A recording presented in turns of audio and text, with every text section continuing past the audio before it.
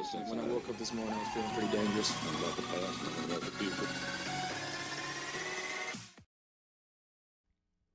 Hey everybody, welcome back to Draft Fuzz. My name is Walter. This is the first time I'm streaming on both the YouTube and the Kick. Thank you for showing up. This is a long time since I last did this show. I was busy on Let's Talk Sports. You might have heard of that network. Unfortunately, the guy who managed that has retired and has kind of had his own issues. I don't want to go deep into Dan Harris's background in life, but an unfortunate passing, but I am back doing content, doing stand-up. That's the other thing. I do a lot of stand-up, so doing the football podcast. I still do Face Off of Facemire every Thursday, so check that out.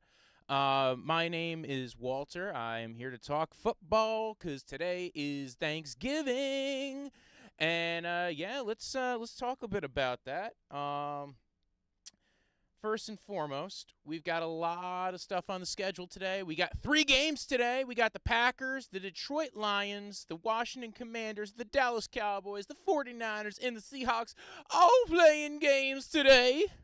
And so we are talking all the fun things that go on Thanksgiving, like the turkey and the football, and not the parades, because parades are weird, especially like the Thanksgiving Macy's Day Parade. I'm just saying.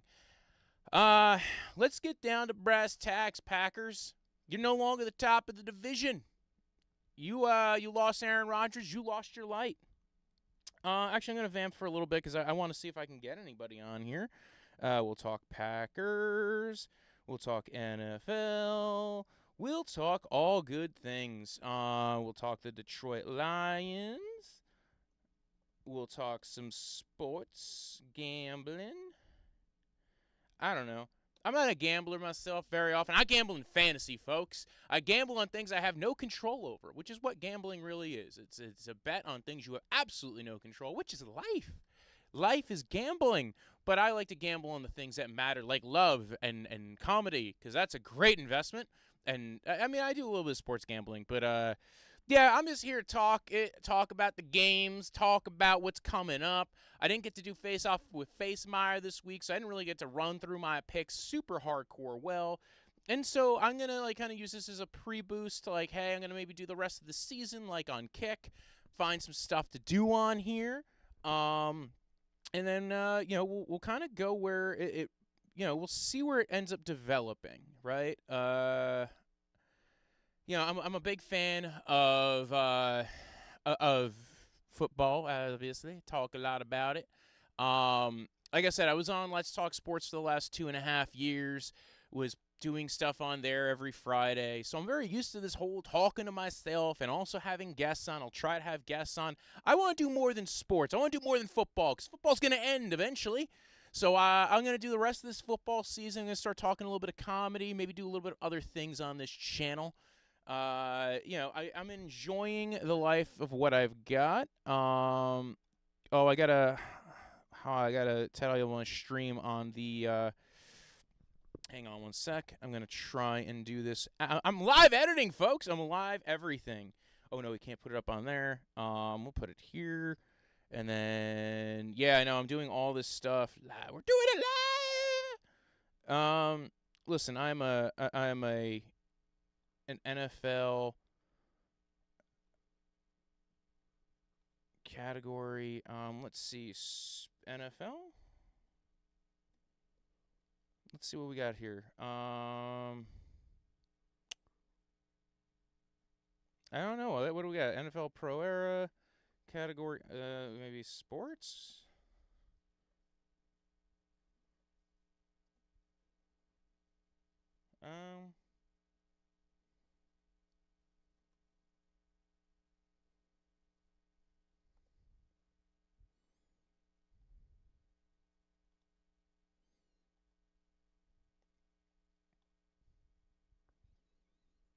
Yeah, all right.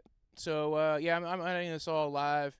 Thanksgiving odds preview.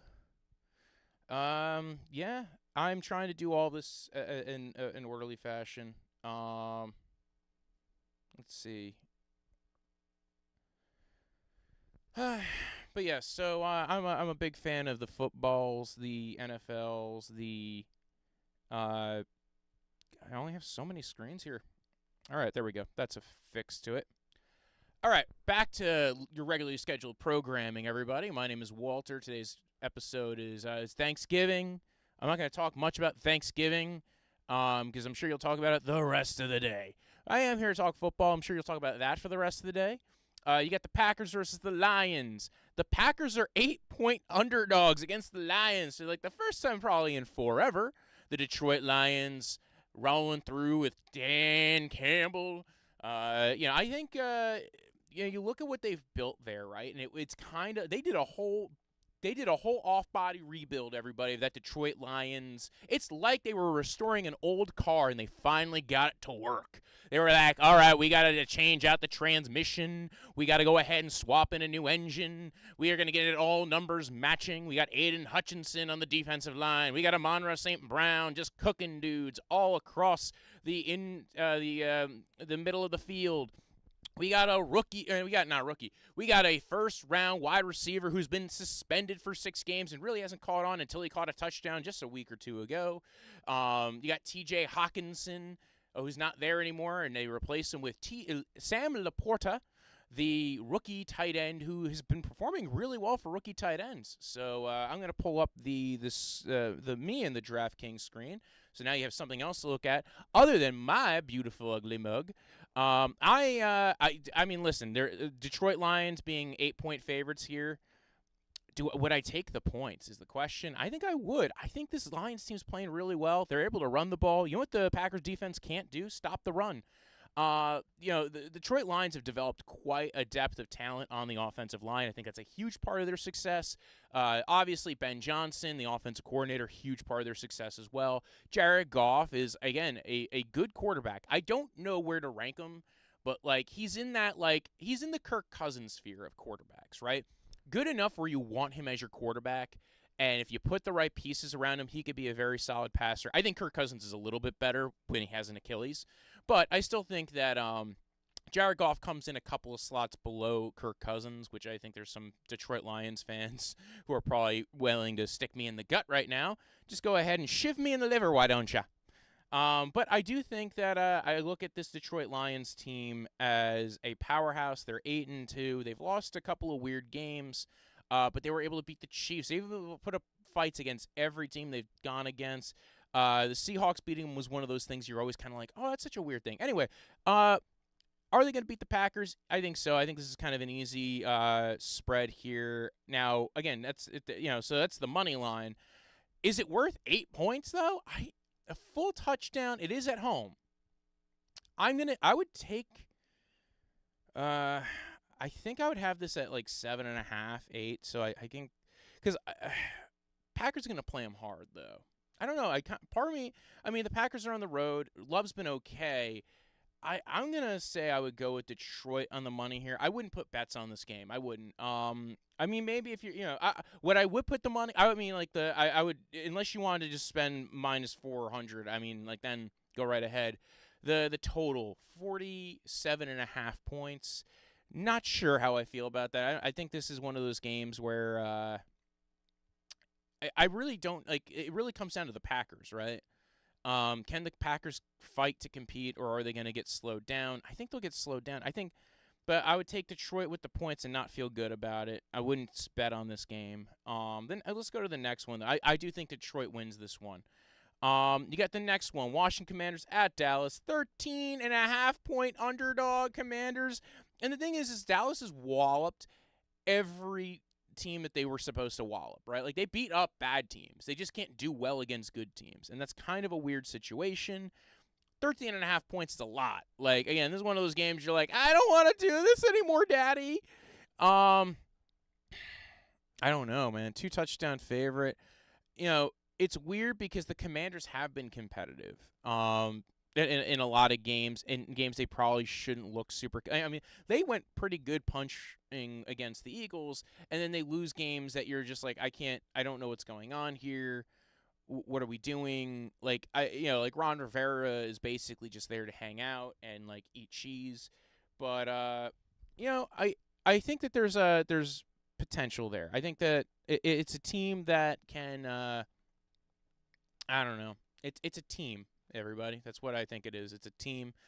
I think 13.5's a lot. I guess I would give the Commanders the points on this one. I just can't buy that. I can't buy giving them 2 touchdowns on that. The 49ers versus the Seahawks. 49ers are the favorites by a whole tutty, but it is a road game. I'm going to go 49ers anyway as definitely the winner because I don't, but 7 points is a lot. I would go 49ers on this. I actually think 7's not that much compared to, we know that Geno Smith was kind of dinged up. We've kind of seen some issues with Geno recently. We've seen issues moving that ball. We know they won't have Kenneth Walker, so you'll have another explosive element out of that game. I think 7 is fair. It's interesting that the Dallas Cowboys game is the one that has the most over/under. I thought it would be the Niners Seahawks. I know the Niners have a good defense. I think the Seahawks can put. I mean, again, I guess if you're trying to wager whether or not Drew Lock's going to be playing versus Geno, how healthy Geno is, then it kind of makes a little bit of sense. Let's go to tomorrow's game, right? We're already past today's Turkey Day, Thanksgiving Day, brilliance. I think, the Miami Dolphins versus the Jets. Miami's got speed, folks, but they have been slowed down at points. They've had a couple of weird turnovers at moments. The New York Jets defense has popped up at moments as well.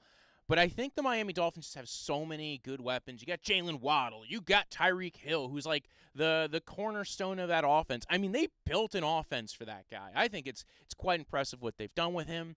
Jalen Waddle, I think this is a moment where he might have to step up as they try to shut down the avenues of getting Tyreek Hill the ball. Miami's run game's kind of taken a hit over the last few weeks. With Devon Achane being in and out, with the injuries, Raheem Mostert was looking like a bat out of hell, and now kind of looks like he's just a bat who got COVID and, is just trying to pass it on to his buddies. So, I mean, it is in New York or in New Jersey. I'm licking distance from the New York Jets. +10, man. +10. I think I'd still go with Miami getting – I know Miami's going to get this win. The Jets getting 10 points here is what scares me because they've shut down a lot of good offenses. But at the same time, are those offenses as good as we thought they were? They beat up the Bills at one point. They were able to slow down the Bills at one point. They were able to slow down the Chiefs. But then we found out those weren't great offenses this year. They were solid at moments, good, and at least being able to win games. But they haven't been powerhouses. Miami Dolphins offense has at moments been a powerhouse. It's also been slowed down at moments.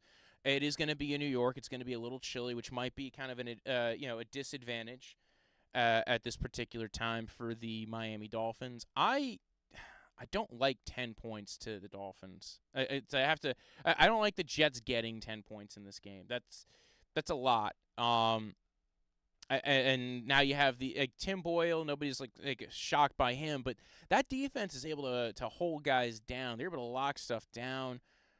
I'm gonna go with Miami though. They've been able to find ways to move the ball.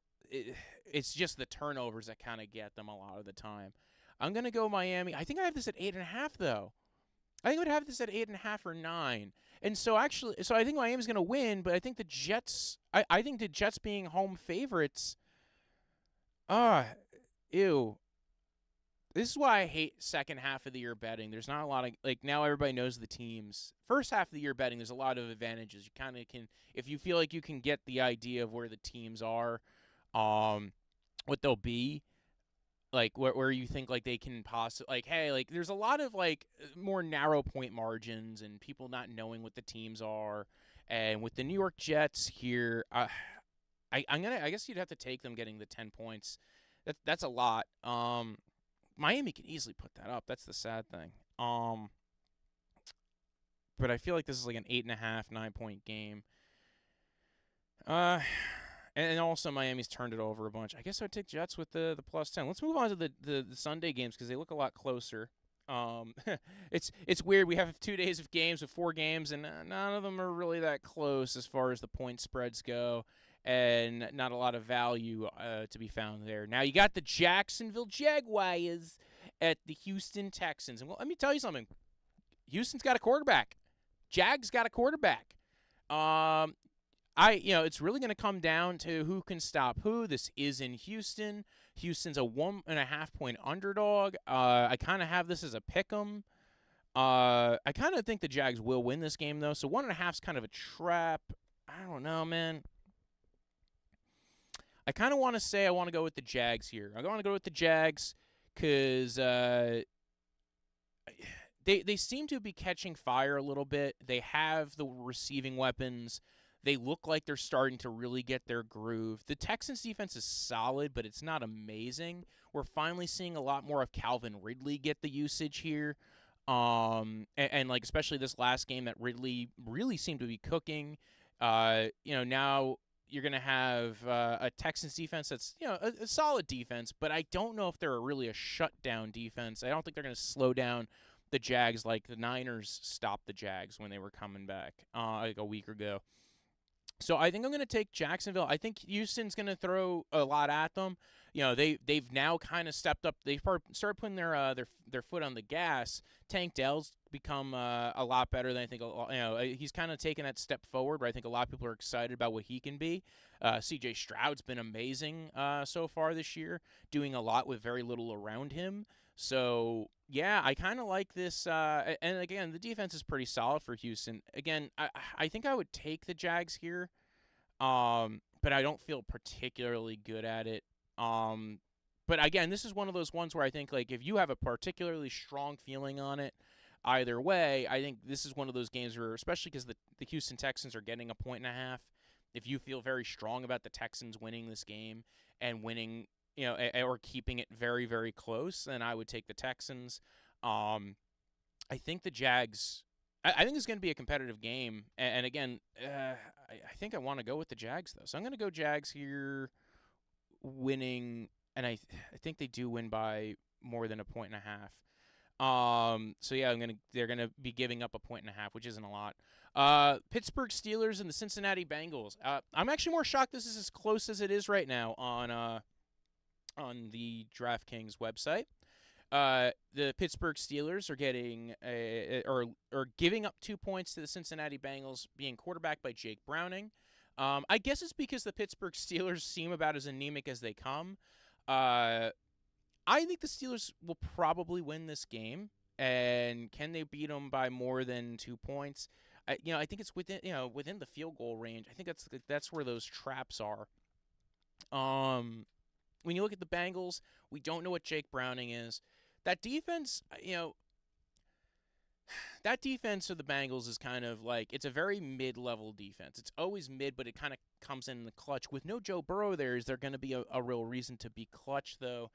I think I'm going to take the Steelers. I don't know how I like about taking the Steelers being road favorites when, they haven't looked like an effective offense at all at any point of this game. So at any point of the season. Now they moved on from Matt Canada. We'll see what they can do with a new offensive coordinator.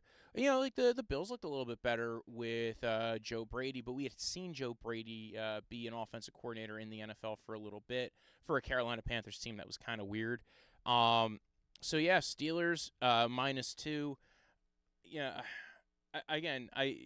Steelers are fighting for their playoffs. I'm not quite sure. We'll find out what Jake Browning is. I haven't seen anything of Jake Browning that made me feel particularly special. So let's move on. New England Patriots against the New York Giants. Basically a fight for who's going to have a higher top 10 pick. Patriots are favored by 3.5 points. I guess because they feel like Tommy DeVito is not as good of a quarterback as some folks in northern New Jersey feel like he should be considered. The Giants are in a weird place. They did beat the Commanders last week. The Patriots are not good either. I said this is the battle for who's going to go ahead and screw it up more. Giants are at home. I'm not quite sure how I feel about this New England Patriots team. They've been like in games all the way up to the end, and then they get to the end of the game, and then it's like Mac Jones will throw another interception. A lot of Bailey Zappi talk. If they play Bailey Zappi, I mean, maybe they have a head wound while they're in the coaching room, because Bailey Zappi hasn't looked good either. He threw an interception in the 2-minute drill at the end of the game the last time we saw him. So I'm not sure how I feel about that. I mean, listen, Tommy DeVito is not a great quarterback, and I think you're going to see a lot of the Patriots scheming stuff up to take stuff away from him. So I do think the Patriots win this game. I don't know how especially strong I feel about this game. Should the Patriots be road favorites by 3.5 points, though? I guess I would take it. This feels like another trap, to be honest. I'm not going to do well on these point spreads. Like I said, I hate these late season point spreads. But this is one, I don't know which game. So far, I haven't found a game I particularly would love to bet on. I think they know by this point of the season where everybody is. So looking at this Patriots team, 3.5 points.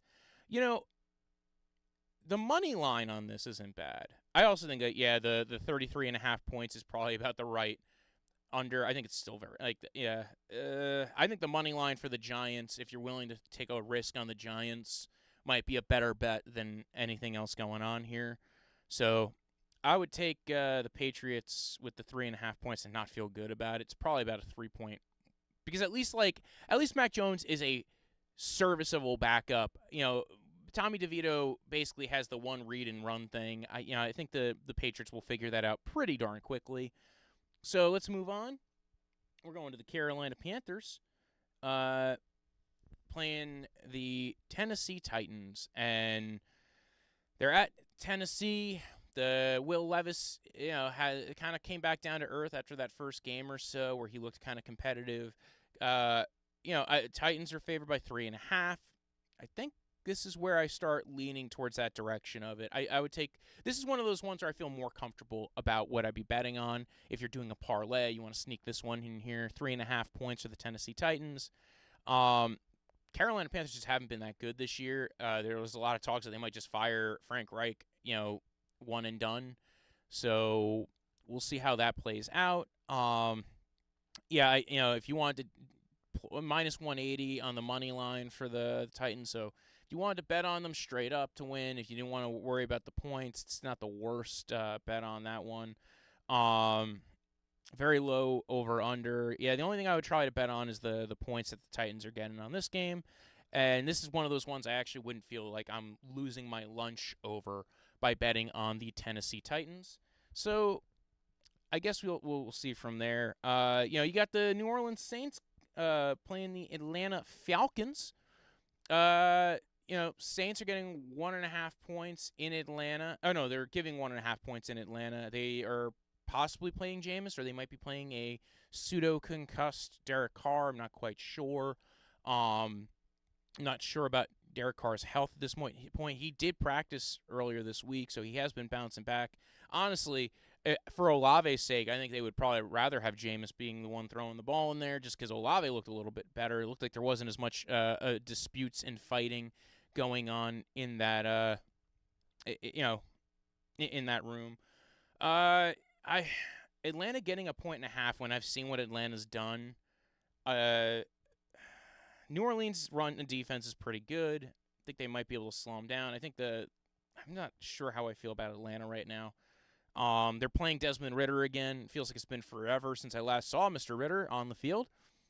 He's not a quitter, but he doesn't have great ball placement. So not a huge fan of Desmond Ridder as a quarterback in the NFL. Kind of strange that his mobility never seems to – he doesn't have the field vision to take advantage of that mobility that he has. So not quite sure how I feel about the Atlanta Falcons in this game. I guess because it's a home game. I kind of want to say the Saints are going to win this one, but it's not easy. It's not going to be – I don't think either of these teams are good. Atlanta, if they get the run game going, they get the ball to Bijan. Bijan's been pretty good when he's gotten to play, but the thing is they kind of taken the ball out of his hands a lot more the last couple of weeks. We'll see if this bounces back to be a game in his favor. The 1.5 points to Atlanta is kind of an interesting one. I like the Saints a bit more. They don't have Michael Thomas, which there was a little bit of a connection towards right before his injury. That Carr was kind of connecting with him on. I don't know. None of these offenses look all that effective. I'm kind of very mixed on this. It is in Atlanta, 1.5 points. I'm going with New Orleans here.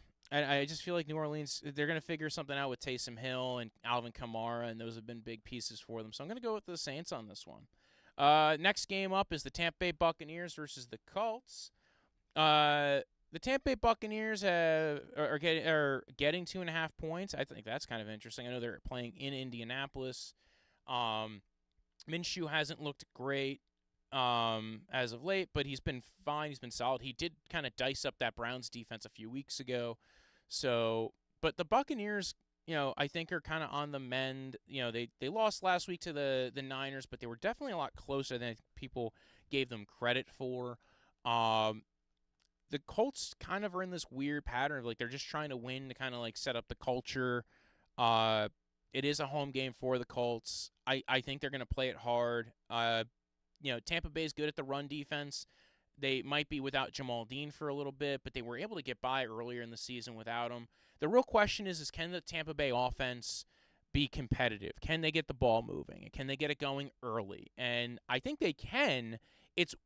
Can they do it quick enough so that they become like on top? And I think that's what they kind of need in this game. It's all going to come down to whether the Baker Mayfield, connection with Mike Evans and Godwin plays out. I'm going to go with the Bucs getting 2.5 points here. I think that they're a better team. I know Indianapolis is getting the couple of home points there, but I'm going to go Buccaneers. Baker and the Bucs beat the Colts, or if they don't beat the Colts, they at least stay within the 2.5. 44 points is an interesting number. I think that might be where I might. I don't know. We'll see what the Michael Pittman Minshew connection does against that. That Buccaneers defense is going to be very questionable. No Jamal Dean. They're missing quite a few linebackers too. That's been a big part of their defense. There's a possible chance they don't have Levante David. They don't have White. So they're missing a lot of pieces there with all those guys kind of being down. So I still give the Bucs 2.5 points though on this one. I'll take the 2.5 points with the Bucs. Cleveland Browns at the Denver Broncos, and the Browns are favored by 1.5 points. I'm gonna say the Browns should be the ones that be favored in this one. I think the Browns' run game is a little bit better. DTR, kind of a similar situation to the Tommy DeVito thing, but Kevin Stefanski seems to scheme things up very well now, after being in Cleveland for as long as he is. Actually, to be honest, the offenses look the least effective when they've had the guy who they spent $230 million on. So we'll see how that plays for them. I think Cleveland beats Broncos here, and I think the Broncos have been doing really good work recently. But the Broncos' offense has only kind of looked marginally better. Their defense looked a bit better, but they're going to be without Kareem Jackson, so I think their run defense might take a little bit of a hit. I'm going to go Cleveland on this one. I do think it's going to be a low-scoring game, so I'm not overly leaning on that. I do think the money line on this is not bad, with Cleveland getting a plus 105. That might be a good bet as well. Just for Cleveland to win straight up, because I think this is basically a pick 'em. LA Rams versus the Arizona Cardinals. Again, this is one that's pretty much, it's not a straight up pick 'em, but it's about as close as it gets. A lot of the time, Arizona is getting 1.5 points. That's an interesting one. I kind of think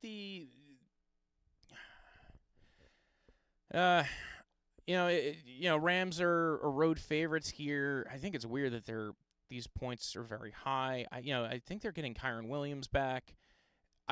Both these teams have not looked particularly great, but they've had moments where they've punched up against higher weight class teams. That being said, and I like Kyler Murray, and I think he's looked pretty good when he's been back. I think I'm going to lean towards the LA Rams with the 1.5 points.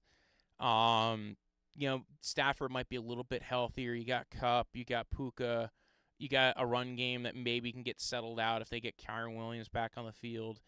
The Cardinals, it's a very tight one. Maybe the Cardinals should get the 1.5, but I'm gonna go with the LA Rams here.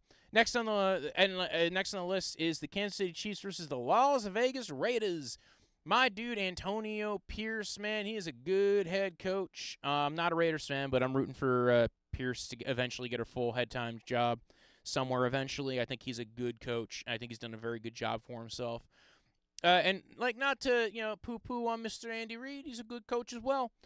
Coming off a loss to the Eagles, so my feelings on that is I think I would probably think that the Chiefs should be favored by at least a touchdown in this game. And they are. They're actually favored by 8.5 points. That's where I'm starting to get a little bit, nervous. If you haven't used the Chiefs in your suicide pool, I think I'd probably take that. But the Raiders here, not really a big fan of their offense and what they've been doing. They got a lot better once they got rid of McDaniels. So, getting the ball in Hunter Renfro's hands, he actually looked a little bit better after McDaniels got kicked out of the building. I like what I've been seeing from, Jacoby Myers, after they signed him. Devontae Adams got in the game a little bit last week. So they have weapons there. But again, Aiden O'Connell's Aiden O'Connell. So I think Aiden O'Connell's going to end up being like that Cody Kessler, like maybe high-end backup, low-end starter guy that you're playing when you're in your desperation mode. Like, I think he's a solid enough backup. I don't think he's a guy you want starting for your team for the whole season. The 8.5 points is a lot. I still think the Chiefs kind of come away with this one with the over the touchdown. It is at Vegas. It's the Chiefs have not been a great offense, but they've been able to run the ball quite a bit. Get Isaiah Pacheco the ball. I think this is one of those games where they stomp out the Raiders. Still 8.5's a lot. I don't know, man. That 8.5 is a lot, and still, I'm going to go Chiefs on this one. Not feeling particularly comfortable about it. Probably have it at 7, so maybe I should have said the Raiders. But I'm going to go Chiefs. Next, we got the Bills, the Buffalo Bills. 3.5 point underdog against the Philadelphia Eagles in Philadelphia. 48.5 point total. Eagles defense has been playing pretty good. The offense kind of slowed down a little bit last week. Bills' defense, though, has not been great all this season, so I think this might be a bounce-back game for the Eagles' offense. And, Josh Allen and the Buffalo Bills, their offense has not been particularly great this year. They've had a lot of turnovers. They can easily blow up a game, or they could easily lose a game. This Eagles team has got a lot of talent on it. Them only getting 3.5 points just shows you how good Josh Allen and the Bills kind of truly are on the inside. But I would take the Eagles with the 3.5. And I don't know if I would take a shot at that point total, though. All right, Baltimore versus the LA Chargers. Baltimore's getting 3.5 points in LA. This 3.5 line, it seems to be kind of like a consistency thing as far as the spread. Everything's kind of right outside of the field goal range on that. I think Baltimore's going to win this one, and just because nothing's looked effective in LA, and Baltimore's at least a good enough team where they will beat up on really, really good teams and then look weird against other teams, like teams where they should be dominating. I'm going to go with Baltimore in the 3.5 points in LA, also because LA is not really feeling like always a road game as it is. Again, you got Lamar Jackson, you got Zay Flowers. Odell's, is he healthy this week? I never can remember. They don't have Mark Andrews anymore, so it's going to be a question of can Isaiah Likely step up or another tight end step up. But they've been a good team, and they've been able to run the ball pretty well. That offensive line is good. The running backs are good. Keontae Mitchell, kind of want to see more of him. Gus Bus Edwards kind of just bulldozing through people. So they got a good run game there. And the Chargers have kind of stepped it up on the run game a bit, but then when they do step it up on the run game a bit, then you're able to beat them in the pass game. So it just nothing ever seems to work there. And finally, Monday night game. Chicago Bears versus the Minnesota Vikings. All that love and joy of the Chicago Bears going up against the Minnesota Vikings. This is an interesting one. Josh Dobbs looked good against the Broncos, just had a couple of bad moments. I mean, like Dobbs is a guy who I'm shocked was not on a roster mid-year last year and ended up playing for the Titans, played very well for the Titans, was on the Browns, this summer, and then kind of took a step down. They went ahead, they traded him away to the Cardinals for a fifth-round pick. Then the Cardinals trade him away at the deadline to the Vikings. I think this is the things that make you go like, hey, Jets, why weren't you on this guy? Maybe not at the beginning of the year because you didn't know Rodgers was going to go down. But, like, you made it to halfway through the season with Zach Wilson, and this guy was available? Like, you don't think the Jets would look a lot better right now with Josh Dobbs? Are you kidding me? Dude, he looks so – I mean, like, look at it. Like, right? I don't get it. I don't get the Jets and what they're doing. I got to commit to Zach Wilson. Don't want to hurt his feelings. Don't want to hurt Aaron Rodgers' feelings. None of it makes sense. I don't get it. Listen, I'm not knocking Zach Wilson. That kid deserves to at least be a backup on a team, and he probably will. I don't know if anybody deserves anything, to be honest. But, like, they stuck with him way too long. They didn't make any attempt to find another. I'm just ranting about the Jets right now. I apologize. I'm not even a Jets fan. I know I'm in Jersey. But, yeah, no, not a Jets fan. But it just drives me nuts. You had a team that was, like, right there. And now you're going to see another team who kind of, like, got a little bit of a boost by bringing in a guy like this. It's like, oh, cool. Like, maybe they could have done the same thing. Carson Wentz is on the practice squad now for the Rams. You could have signed him. You could have had somebody else that's not Tim Boyle or Trevor Siemian. And by the way, like, now we don't even know, like, oh, okay, Trevor Siemian, can he keep the offense on the track? We'll see what happens there. I don't know. The Jets are a dumpster fire, folks. Yeah, so it is what it is with that. Where am I going? All right, back to the Minnesota Vikings versus the Bears. The Minnesota Vikings are getting 3 points against the Bears in Minnesota. I mean, like, the Bears have to show me they can win games more. Like, they've won, like, 3 games, and, like, 2 of them were by Tyler Badgett. It just seems like they always seem to, like, Justin Fields seems to be, like, one of the most unlucky quarterbacks sometimes. I'm going to go with the Minnesota Vikings getting the 3 points in Minnesota. Not that I feel overly loved by Josh Dobbs, but it does seem like they are able to keep things tight and close and, run the ball pretty well. The Bears defense is, looking a little bit better, so there is that element of it. But overall, I kind of want to go with the Vikings here. Part of it, but the 3 points is kind of, 3 points is a little bit much, I think, for the Vikings. I think this should be a pick 'em. I think I would go with the Bears. I think I would give the Bears the 3 points because I think there's an argument to be made that you should put, there's a possibility maybe putting money on the money line here for the Bears because I don't think they're that far apart as far as teams go. So I think I would give the Bears the 3 points. I don't feel particularly good about it. I don't. This is one of those ones where it's like, I don't know. Let's see how this plays out. But yeah, I think that might be coming to the end of this episode of Draft Vice. Yeah. Thank you for tuning in. You can follow me at BROJO. Death is in the end of Laugh Punch, like a delicious drink you drink in the summer. I'll be back later on tonight after Thanksgiving, talk about how the games went. Also, I'll be talking about Matt Rife. Because there's a lot of talk about his stuff. Hang on. I'll let you see my full face now. Where's me? Me, studio shot, transition. There we go. My full face. If you cha-cha. Yeah. I might talk a little bit more about the whole Matt Rife situation. I know people kind of getting upset about him. I think I have thoughts on it.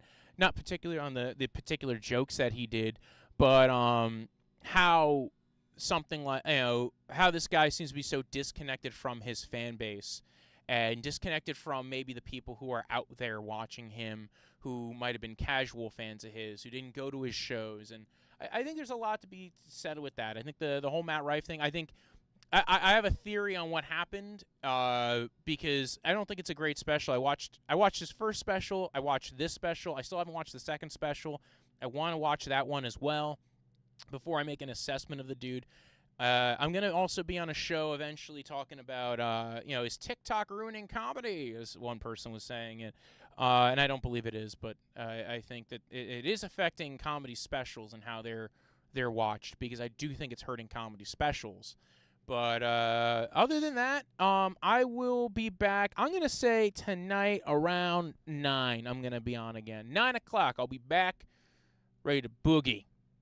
And thank you for tuning in.